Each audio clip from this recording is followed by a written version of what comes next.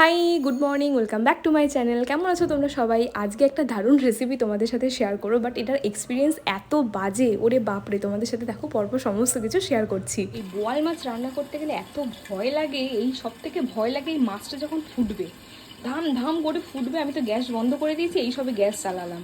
শুনতেই পেলে কতটা স্ট্রাগল করে এই জিনিসগুলো রান্না করা হচ্ছে। মানে একটা মাছ ভাজতেই আমার অবস্থা টাইট হয়ে গেছে, সিরিয়াসলি। বাজতে যায় 1:45। আমি মাছ ভাজা বসিয়েছি তখন 11:30 মতো বাজে। এই 4টে মাছ সবে আজ মাছ ভাজতে গিয়ে আমার অবস্থা একদম টাইট হয়ে গেছে।